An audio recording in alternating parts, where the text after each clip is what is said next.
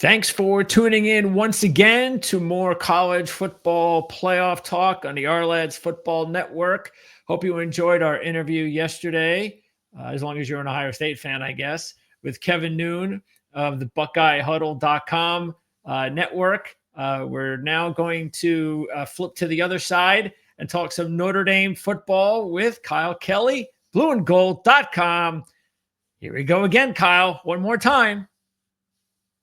Yeah, full circle moment for me growing up in Ohio, following Notre Dame when I was going throughout my youth. And I know before the show we were talking about how I went to John Carroll University, where some NFL coaches, GMs, and Big shots. personnel guys, yeah, they've all gone. And towards the end of my time at John Carroll, I began covering Ohio State as a freelancer, primarily in the recruiting space for Cleveland.com. So I have a lot of familiarity with Ohio State, a lot of respect for their media group, all the beat writers and reporters on that beat. They do a tremendous job, and I still keep up with Ohio State quite a bit. So this is especially an exciting week for me. Like I told you before the show as well, this is a dream come true, and I truly can't wait to get down to Atlanta. Well, first things first, Notre Dame gets by a very, very close last-minute victory. Really went down to the last second against Penn State. Things did not look good early, but Notre Dame was able to use that same formula that helped them against Georgia. And that was they were able to score late in the first half, score right after they got the opening kickoff in the second half, and it made it a brand new ball game. Matter of fact, took the lead early in the fourth quarter, and then it became a seesaw back and forth affair until Notre Dame did what I think they've been really good at the last few games: let the other team make mistakes. And that's exactly what Penn State did. I was not a fan of Penn State going for the situation that they were in. I thought they should have just gone to overtime. Notre Dame had done a great job all game in pass defense, which is not a surprise. We talked about that last week.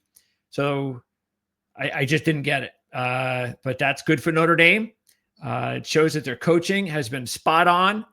And even though they just keep losing players, they just keep moving on. It's especially impressive the way they won the game, considering that they did it without achieving like their program staples and like keys to victory throughout the year. Like they've made so much out of like how we, I'm talking as if I'm Notre Dame, how we have to win the turnover battle. We got to stop the run, and we got to be able to run the football. Not only did Notre Dame not do those for the entire game, but especially in the first half, it was extremely dire. Riley Leonard finished with 2 interceptions for the game. Notre Dame lost the turnover battle. They almost added to that total at the end of the first half when they had a fumble. Luckily, it was recovered by the Notre Dame offensive line, and that is kind of a very underrated moment of that game, because if Penn State gets the ball back at midfield with a minute to go, up 10-0, I mean, it completely changes the tenor of the game and kind of stays with the theme of that entire first half. And I think that Notre Dame in the second half would have been looking very bleak, down 13-17 or whatever it would be to nothing. So they had the struggles with the turnovers. Nicholas Singleton and Katron Allen, specifically Nicholas Singleton, ran all over him in the first half. Should have had a touchdown. He had 2 or 3. Should have had another touchdown, but it was a poor throw by Drew Aller in the end zone with a couple of yards in front of the goal line. And then Notre Dame just really struggled to run the football in the first half. I think they only had like 15 yards on 13 carries, completely uncharacteristic of Notre Dame.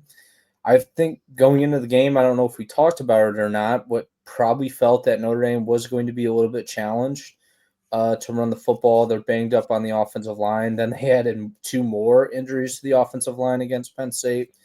Their star running back, Jeremiah Love, is playing with a knee injury. He's playing with a brace.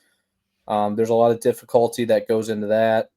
And yeah, Notre Dame, there was just not a lot of things working their way in the first half of that game. And then the backup quarterback comes in because Riley Leonard goes out. He provides a little bit of a spark, gets them the 3 points before the half.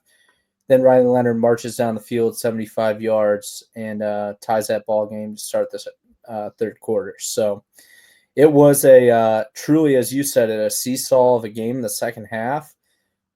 Remarkable coaching job by Marcus Freeman and his coaching staff to come out of that locker room and into the second half with a whole new identity, mindset, and game plan. Because there was some times in that first half that it just felt like it was going to be one of those nights for Notre Dame that it wasn't going to go their way. But just like they have all season, they've been able to overcome whatever obstacles have been put in front of them. And sure enough, they did it again in the Orange Bowl against Penn State. And now they have the biggest obstacle of them all because, look, it's quite possible that when the story is done on this season, it'll be Notre Dame team of destiny.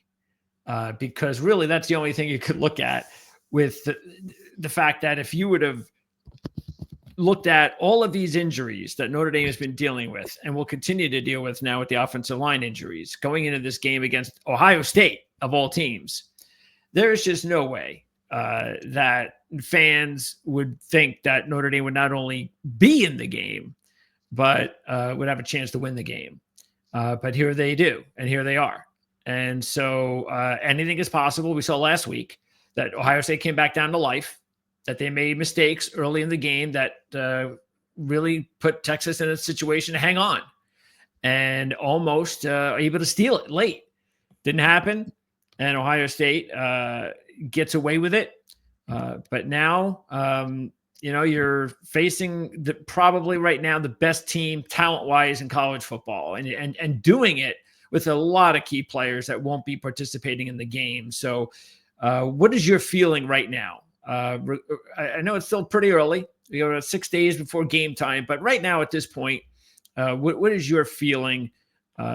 Trying to, of course, do your best to eliminate the fan in you. Yeah, kind of. If I wish Kevin Noon was on here, who you talked to yesterday, I probably should have listened to that interview because maybe you would have said it. But if I'm Ohio State and I'm looking at Notre Dame's side of the bracket at the beginning of the college football playoff, I'm looking at teams and thinking, who are the ones you don't want to play? I don't think they would have minded playing SMU. Certainly not Boise State. Indiana, they would have taken all day. Georgia, yeah, that could have been a tough matchup. And then there's Notre Dame. And the reason I bring this up is because you look at the one game that's technically they lost 2 games this year, but I mean the one really true bad loss where they just got completely defeated from the start of the game to the end of the game was against Michigan. And Notre Dame plays a very similar style of brand to Michigan. And I think reflecting on that game, and I'm sure this is probably the conversation coming out of Columbus, is that Ohio State tried to do some things that they're not accustomed to doing. They try to beat Michigan with Michigan's brand of football. Yeah. And Ohio State plays entirely different style. And I wonder if Notre Dame can replicate a little bit of what Michigan did, not only last year, but some of the last couple years where they beat Ohio State kind of playing that brand of football game. They tried to the last 2 years. It didn't work out. I know in the first matchup between Ohio State and Notre Dame, the first iteration of the Freeman versus Day matchup in 2022, Notre Dame started that game out by trying to keep CJ Stroud off the field and eat up clock early on in that game. That didn't really work out. They had a first-time starting quarterback in Tyler Buckner. Still played Ohio State pretty tough through 3 quarters. And then last year in 2023, another really, really physical matchup where Ryan Day obviously took that personally afterward, calling out Lou Holtz, and the former Notre Dame coach, because, Holtz put Ohio State in the spotlight for their lack of physicality and, why they had lost to Michigan in the past and some of those other big games. And then you look at the mistakes Notre Dame made in that game, most notably the one with only 10 players on the field and the goal line situation. Obviously a monumental, devastating loss for Notre Dame. And yeah, now we're here at round 3. And if you want to just think about it from a pure NFL perspective, just like numbers perspective and looking at this like objectively, and I kind of also put myself in maybe the mind of like NFL draft evaluators. Like Yeah. if you're an NFL scout, you're 100% going to pick Ohio State to win this game because they're looking at it as from that perspective and saying Ohio State's got 15 NFL draft picks on their roster, Probably something like that. Yeah. possibly win set the record for most NFL draft picks in this year's draft. But then you have a team that Notre Dame that just continues to get it done time and time again. They continue to rise to the occasion. They continue to fight and claw their way out of games, probably winning some games that they weren't supposed to. When you look at how that Penn State game was going, I think they beat Georgia pretty handily. Yeah. Not necessarily from start to finish, but for most of that game, I think it was clear Notre Dame was a better team. Marcus Freeman outcoached Kirby Smart. So, yeah, I think common sense says that Ohio State wins this national championship. That's what Vegas is saying, 8.5-point favorite. But Notre Dame has one of the best coaching staffs assembled in all of college football. They are continually finding ways to win games. And I just look at the way Ohio State lost that game against Michigan this year and wonder what Notre Dame can do to sort of replicate that matchup on the field Monday night in Atlanta. I think the two things that Notre Dame will not, I know one it won't be able to bring with them are Mason Graham and Kenneth Grant. And those two guys, especially Graham, will be a top 5, top 6 draft pick. So that's a big reason why Ohio State was not able to run the football. They just could not move the pile.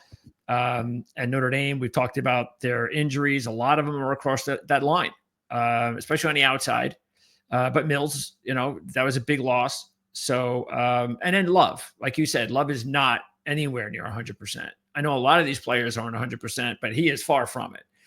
And I think that's going to be really hard, even though Ohio State did a good job of limiting Michigan's running game until the fourth quarter, when Michigan was able to put together a couple of big runs, and that's all they needed.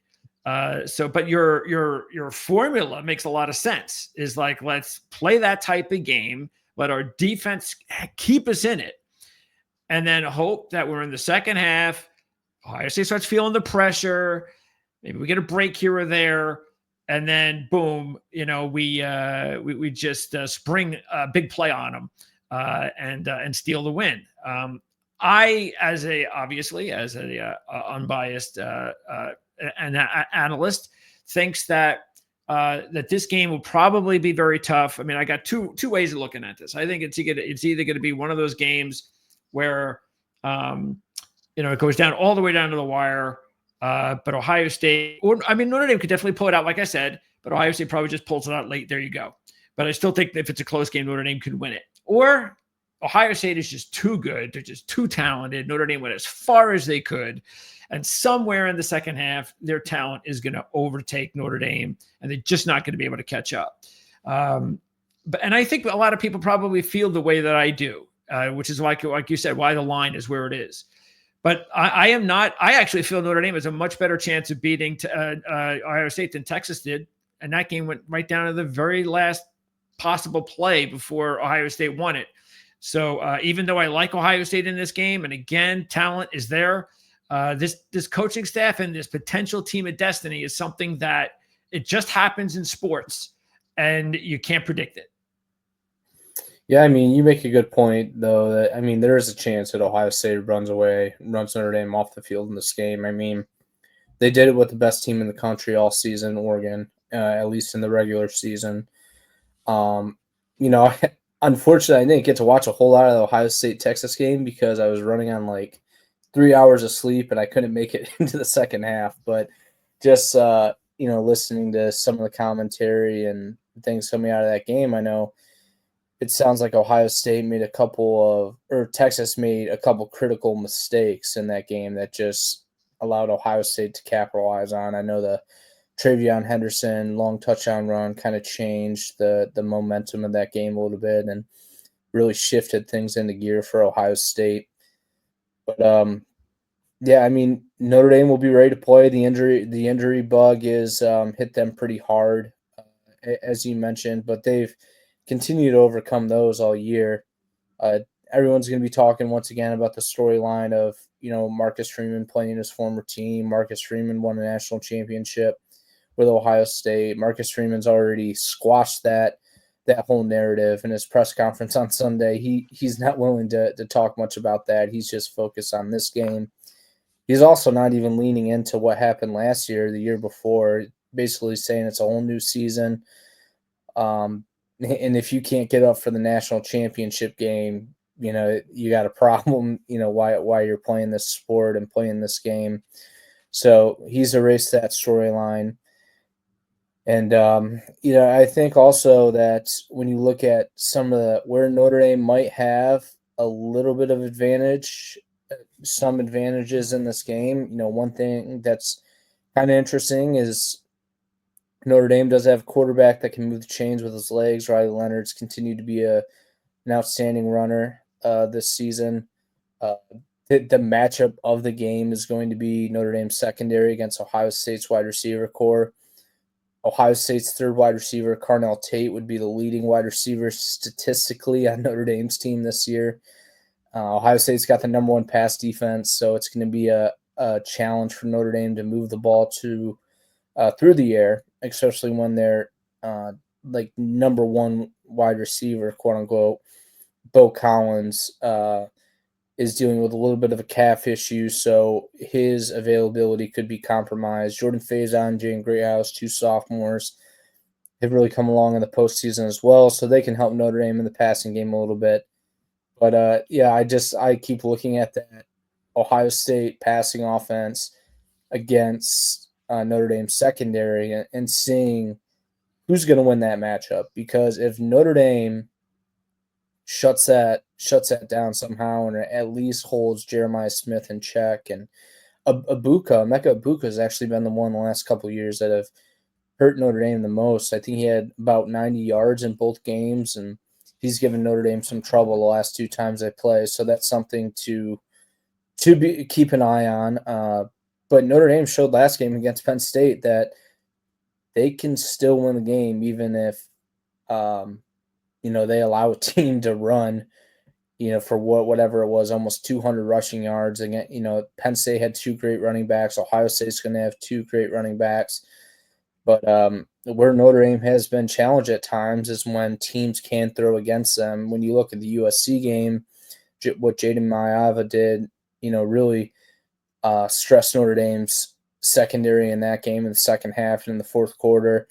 So Notre Dame's shown that, even though they do have a pretty outstanding secondary across the board, they can be stressed in that area. So one last thought on that is, Marcus Freeman said coming out of the Georgia game in the Sugar Bowl that Notre Dame knew that they could they could lose that game if they did not stop Georgia in the run game. They weren't afraid of Georgia beating them in the air. I think it might be a little bit of the opposite against Ohio State, because if Ohio State gets going, if Jeremiah Smith gets going in the pass game, I think that's going to create a lot of problems for Notre Dame on Monday night. Have they, because Notre Dame plays more man defense, correct? Yep. Okay, so in the Texas game, Texas' strategy was working for a time, and that is we're double and triple covering Jeremiah Smith, and he ended up with one catch and 3 yards. Now Howard passed for nearly 300 yards, even though Smith only had 3 of them with one catch. But the point is that Notre Dame, they don't play that type of defense. So is there going to be a specific guy, do you think, or give me like an example And I know it's going to be hard because Ohio State's probably got the best group of receivers in college football. But is there some sort of example you can give with Notre Dame's defense this year where they had to go up against some quality receivers and yet they still were able to pass the test? I don't know about this year, at least lately, because Georgia didn't have any quality wide receivers. Penn State certainly didn't. I mean, Penn State didn't have a wide receiver catch the ball against them. No. Indiana was so-so. I mean, a lot of Notre Dame's opponents, unfortunately, this year weren't that great. But one thing that I do keep looking at, and now, these are completely different teams, but still the same Al Golden defense, still a lot of the same personnel, same secondary coach, and Mike Mickens was the last 2 years against Ohio State when they had to play Marvin Harrison, who was pretty much regarded as the top wide receiver in all college football. Both times he was non-existent against Notre Dame. Notre Dame shut him down. Like I said, it was Abuka that really caused Notre Dame a lot of trouble. The last 2 games, when Notre Dame and Ohio State played, they held the Buckeyes to right around 200, 220 yards in both those games. I think that's pretty manageable. I think Notre Dame would take that on Monday night in this national championship game. But you mentioned that Notre Dame, I mean, they run a ton of man coverage. I think they're number 1 or number 2 in all college football in the amount of man coverage they run. That's their identity. They're not going to stray away from that. They're going to stick with that. But the one thing that Notre Dame maybe will do a little bit differently than what Texas did, or maybe some other teams, is they don't really they don't have defensive backs do shadow wide receivers, really. They keep those guys on the same side of the field. So boundary cornerback Leonard Moore, who was named a freshman All-American today by the Football Writers Association, and then field cornerback Christian Gray, they're going to stay on their side of the field. So Ohio State will be able to match up Jeremiah Smith against those guys, maybe put him in the slot against Jordan Clark, the nickel corner. So that's something to watch. So that's how I don't expect Notre Dame at this point to change what's gotten them here so far, and it's going to be their true test. Like, just knowing Mike Mickens a little bit, Notre Dame's defensive backs coach, I know he's going to be eager for this matchup. They are going to want to prove that Notre Dame has a superior unit. I mean, it was interesting that Jeremiah Smith only had the 1 catch for 4 yards or whatever it was against Texas. So wonder if Notre Dame maybe tries to do a little bit what Texas did. I don't know exactly what they were doing a ton, maybe bracketing him or putting another guy there on his side of the field. So they'll be ready to go, and I'm excited to see what happens, because Notre Dame has shown before, like I said, in these past 2 matchups, that they've been able to slow down Ohio State's best wide receiver. And even though they didn't win, I think it really is a major benefit for Notre Dame that they played Ohio State the last couple of years, because that a lot of those players are still there. And they know they're basically going to – I'm sure they're going to be – they probably don't even need the coaches to tell them, but, hey, we could beat these guys. We probably should have beaten them last year, and I thought they should have. I mean, I remember picking them in the game against Ohio State, being very disappointed what happened at the end. Obviously not as disappointed as Notre Dame fans, but, I remember that. And it was just one of those deals, and it is what it is. The other thing is that it's going to be interesting because we talked about the Michigan game, Ohio State fans are very upset about Ohio State trying to play Michigan football, trying to run the ball too much in that game. They should have thrown the ball, and they didn't, or whatever. But then here you have a situation now where, well, wait a second. If Ohio State's looking at what happened last week, well, we have to try to run the football, don't we? If Penn State was able to run the football effectively, should we try to run the football effectively? And if we're effective running the football, well, how does that come into play? Because, again, even though Penn State, late in the first half on that touchdown drive, finally started to just run the football, I thought that they waited too long. It was so obvious early in the game that they were able to do whatever they wanted on the ground in the first half. And yet they kept mixing in passes. So why are you doing that? You can't throw against this team. Just you're able to run the football. So that's going to be interesting. And again, this is why I talk about coaching is so important. It's about, are you going to be pig-headed like Ryan Day probably was in the Michigan game, or are you going to just be smart enough and come up with the game plan? Because sorry, you got the better players. You just do. So now it's up to the coaching staff to not get out coached. And that's exactly what Marcus Freeman's been doing. He's been out coaching everybody. Yeah, they're going to be challenged on defense because at the end of the day, Ohio State's got, two strengths in their pass game and their run game. I know at least their rushing attack statistically isn't as, valued as their passing offense, but Travion Henderson was first team Big Ten last year. Yeah, he's awesome. Quinshon Junkins was first team all SEC last year.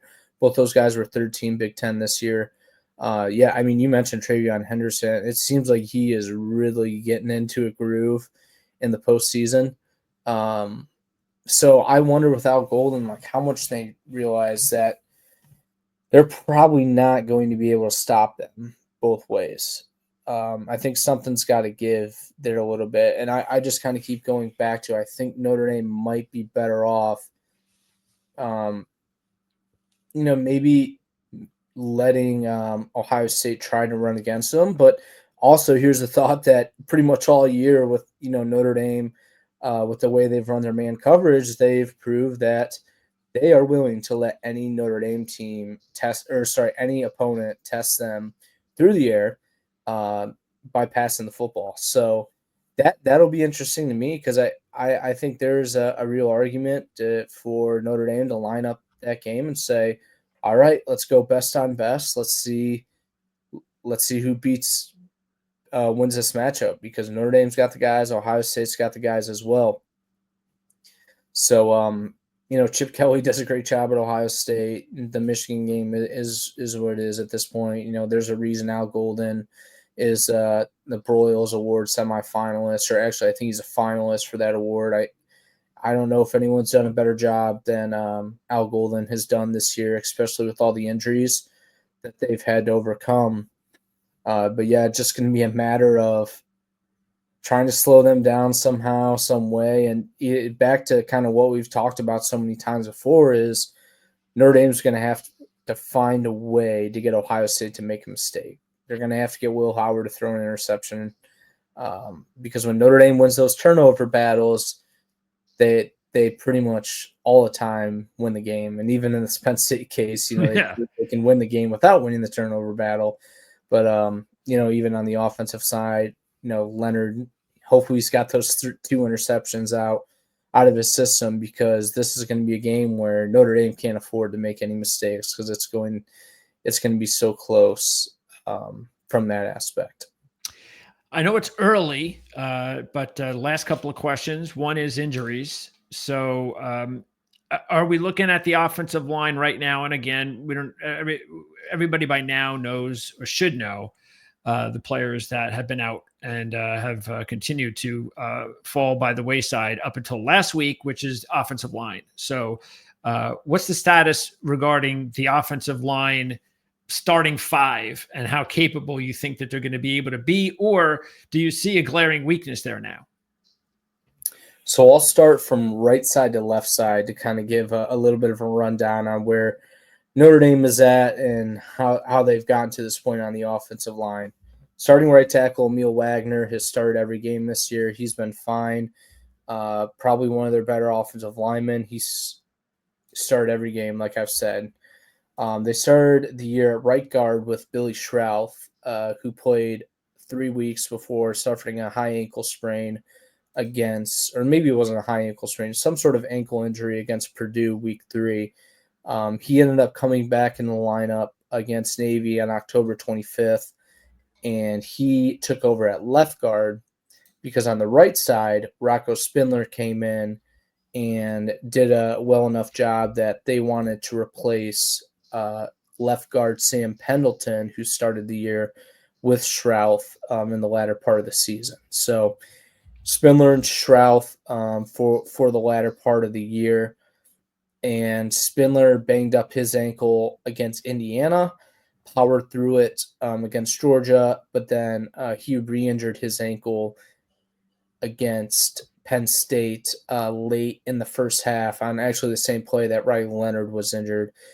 On Sunday, Marcus Freeman addressed the media. Basically, the comments coming out of that press conference were basically that Spindler should be good to go, should be able to power through it. And then Notre Dame just released their official injury report here within the last 10 minutes or so, and they have Spindler listed on the depth chart. He's not on the injury report, so we expect Spindler to go. So on that right side, it will be Wagner and Spindler who started, I think, the last 10, and this might be his 11th start this season. Then at center, you have Pat Coogan, who started at guard for Notre Dame all last year. He lost the guard competition going into the season, was a backup. Ashton Craig was the starter. He suffered a knee injury against Purdue, and Coogan took over since week 3. So we have Wagner, Spindler, and Craig. But one note, I'm kind of backtracking a little bit here, but on that right guard side, Charles Jogusaw, who was Notre Dame's left tackle going into the season, suffered a pectoral injury that ruled him out for the year in August. Somehow found a way back into the postseason. He played some field goal and extra point protection against Georgia. When Spindler went down against Penn State, they put Jogusaw in at right guard. But as I mentioned, it's going to be Spindler the national championship unless anything changes. Left guard has been Billy Schrauth since the Navy game. And at left tackle, it's been Anthony Knapp all year from week 1 to Texas A&M. But he suffered a high ankle sprain against Penn State. He'll be out for the game. Tosh Baker replaced him against Penn State. But the depth chart that Notre Dame just released, they are listing Baker or Jogusaw as a starting left tackle. Okay. So when it comes down to it, Notre Dame's got their backup center and technically their backup right guard in the game. Both those guys started out, as on the second team this year, and for injuries and performance reasons, they're now starting. And Jogusaw is back, which is a really big deal because he played the best out of any Notre Dame offensive lineman against Penn State. It was a remarkable job for this guy to come in who blew his pectoral muscle out in August. And for him to come back and, I'm sure he's gotten some work in practice and, been able to go up against a team during a game and a field goal situation. It's still not the same. And for him to play the way he did at guard against Penn State was pretty remarkable. Tosh Baker was okay against Penn State at left tackle, but he's been a career backup, kind of a journeyman for Notre Dame. He's in his 5th year. And when you look at the way Charles Jogusaw played and what his status was going into the season as left tackle, I personally think it's a no-brainer. I think we're going to see Jogusaw left tackle. So it's going to be Jogusaw, Billy Schrauth, Pat Coogan, Rocco Spindler, battling through that ankle injury, and Emil Wagner on the starting offensive line. Hopefully I made that all make sense. It was a really long-winded way of putting it, but it's such a big storyline going in this game that I really felt like I had to give the complete report of how that position has come to be this season. And hell of a job done by offensive line coach Joe Rudolph. Yeah, and I think that the way you said it and the way you're putting that depth chart together now, if all goes well, it does seem passable. The issue will become if something happens to Spindler. If Spindler re-aggravates the injury and cannot play for more than a half or something, then Notre Dame is kind of in a bad situation. Not a defeated situation, but they're now in a tough bind because now Baker has to start, and it would depend on how long he would have to go. And again, this isn't just any team they're playing. They're playing potentially one of the best defenses in college football. And so I think Notre Dame would be very, very fortunate if Spindler can go the whole way. And I think they'll be able to get away with it if that's the case. Yeah, so Tosh Baker is primarily going to be their backup guy at one of the tackle positions, even though like he's probably their sixth best offensive lineman. But they are, if Spindler does get hurt this time around, since Jaw you saw will most likely be at left tackle, I think in that instance they would probably go back to Sam Pendleton, who started the year at left guard. He would just kick out to right guard. Okay. So I think that would be the expectation there. But I think Rocco Spindler is going to do whatever it takes to play his way through this game. I almost wonder if he could have toughed it out in the second half against Penn State. He was moving around okay on the sideline and walking in the locker room. I mean, I'm sure he had to be in a lot of pain. But with the way Charles Jaugisaw was playing, there was no reason to put Rocco Spindler back in that game. But now it ultimately comes down to this time of the year. Who are your five best offensive linemen? Yep. And I think the guys that I mentioned as the starters are probably going to be their best five. They've proved that going back to last year, a lot of those guys can play any position on the offensive line. Even Emil Wagner at right tackle, they experimented with him at the guard position a couple camps ago or last camp. So, yeah, they are a versatile unit, incredibly well coached, and they're not going to have it easy against Ohio State, because I was looking at those two edge defenders with Jack Sawyer and JT Tuimoloau. Both those guys are among the best in the entire country against a run. Yep. I know Jack Sawyer made a big play against Texas. The interior D linemen for Ohio State are among the best in the Power 5 at defending the run. So they're going to be challenged, and that's another one of those matchups, Greg, that it's going to really be an exciting one to watch, because I think those are two strengths on both sides of the ball. Okay, so it's, again, early in the week. Do you feel that whatever you are thinking about right now regarding your prediction or just your overall feeling, do you feel like you have that already, or not so much, that you're kind of there, but you're really not there yet? Need a little bit more time to take a look at Ohio State before you come to a conclusion? Or are you into that, you know what, this is just this, I think this could very well be a team of destiny, and just me looking at it a little bit more film, it's gonna delay the inevitable. Well, I mentioned this on our one of our YouTube shows on Blue and Gold's YouTube channel last night, that, I mean, this is maybe a silly way to look at it, but I think I'm a big fan of at some point things start regressing to a mean. And it's like Ohio State has continually beat Notre Dame. Notre Dame hasn't beat Ohio State since 1936. They beat Notre Dame in those two Fiesta Bowls in 2016, and I forget when the other one was, but in the early 2000s. They beat Notre Dame in the regular season in the 90s. Of course, they won the last two matchups. At some point, Notre Dame's got to come through to win. They've been so close. They were right there last year. And that win would have been an absolute marquee victory for Marcus Freeman. But they had 10 guys on the field. So I wonder when that day is going to come for Notre Dame. Even though that I say that, it's tough to pick against Ohio State at this point. Just when you look at them on paper, I mean, they got the number one pass defense in the country, like top 5 run defense. They got all the guys on offense. And Notre Dame is just kind of clunking their way by, just finding ways to win. So I think my brain is kind of telling me right now that the way to go is Ohio State probably wins this game. I'm going to reserve my right to change my pick. I'll probably end up in Notre Dame when we do our final predictions, because I'll probably talk myself into it and the whole team of destiny narrative. Yep. But at the very least, I think Notre Dame's going to keep this one close. I mean, Ohio State's an 8.5-point favorite. Marcus Freeman's been among the best in the entire country since he took over as head coach in 2022 against the spread. Yes. Notre Dame's actually the best against the spread this season, along with Arizona State.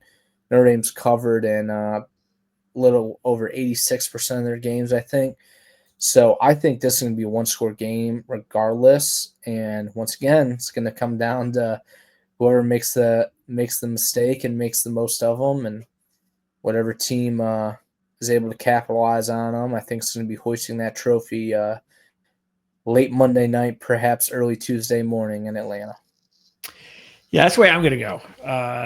Because I do think I agree. Notre Dame has just been too good with the spread. They've been too well coached. And it's one of those situations where if you bet on Notre Dame and you lose, and you lose because of what you knew was possible, that Ohio State is just too good, then you just bow to them and you move on. It's not like you were fooled into it. It's just, okay, these things happen. They were the better team, and there you go.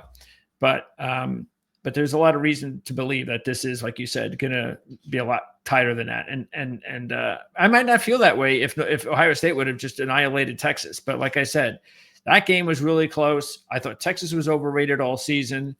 I don't think they did anything special in that game. I think Ohio State let them hang around early. They should have been. It could have been a blowout if they would have went up those 2 scores early, which they didn't.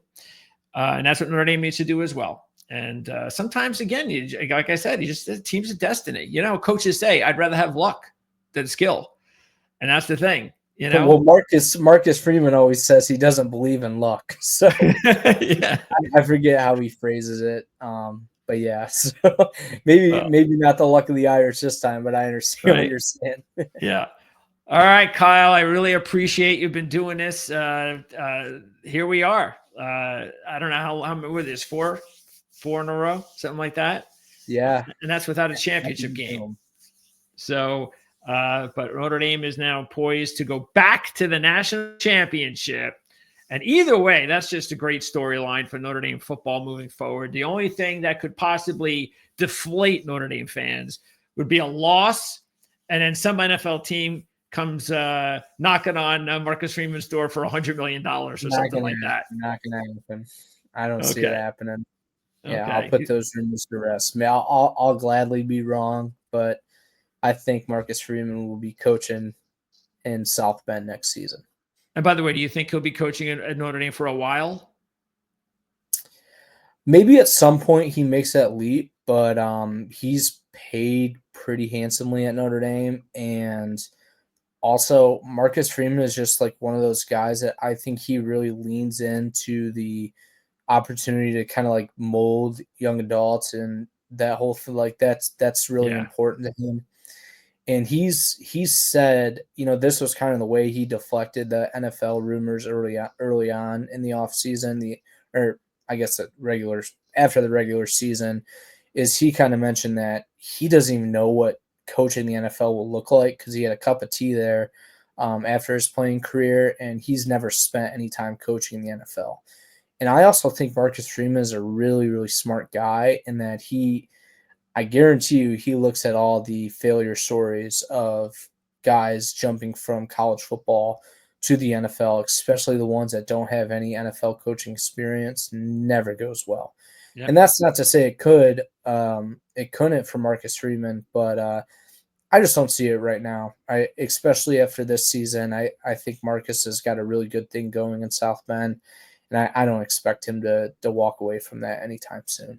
Yeah, if you have that feeling, like you said, that he has, then that's what you need in order to stay. Because the other way is the ego. It's the, I want to prove myself on the biggest stages. You don't got that. Marcus, yeah. I mean, yeah, he's a pretty selfless guy. And yeah, any time there's been an opportunity to spin the narrative towards him this year or in the playoff, he's always kind of referred to team glory. So that's just his makeup. And I don't think it's for show either. I think he truly feels that way as well. So. Well, it's a great job. And especially if you're on top of the world, it's there may not be a better job. And he is this close to being on top of the world. And there's no reason to believe that even if they aren't able to finish the job now, that they won't be able to finish the job, because this is just going to mean better recruiting, transfers if you need them, that kind of thing. And it looks like this is something that Notre Dame fans have been waiting for a very, very long time. So win or lose, I think they're in great shape moving forward. But of course, none of the fans want to hear win or lose right now. All they want to hear is win. And best of luck in the game on Monday, Kyle. And I know we have a lot of your Notre Dame, because we did that first show that we did, seems like 6 months ago, but a couple of months ago, I think it was before the USC game, where we went over a whole lot of Notre Dame talent, potential pro talent. So we're going to probably take some of those excerpts and use them for our draft coverage. But if something happens where we want an update, then I'll reach out to you again before the draft. If not, then best of luck. And maybe we don't talk again until we preview the 2025 season. And we'll see whether or not Notre Dame's defending national championship champions at that point. Boy, that would be something. They haven't done it in a long time. A lot of people don't think Notre Dame can, but boy, have they proved the doubters wrong this year. Well, I know exactly the same feeling. So as a Michigan fan, not being there for a long time, doubters, and then finally getting it done, it's a great feeling. And maybe Notre Dame, wouldn't that be something? Michigan and Notre Dame back-to-back national champ. That's awesome for college football, no matter which way you slice it. So Kyle, appreciate it. Don't forget, check the links in the video, because I'm going to have all those ways that you can reach Kyle for videos and articles and things of that nature. And of course, X and so forth. So for Kyle Kelly, blueandgold.com. I'm Greg DePalma. And again, you can also check out I'll have a link for the Ohio State interview with Kevin Noon. You can check that out. Enjoy the game, everybody. And we'll talk Notre Dame football hopefully again real soon here on the Our Lives Football Network.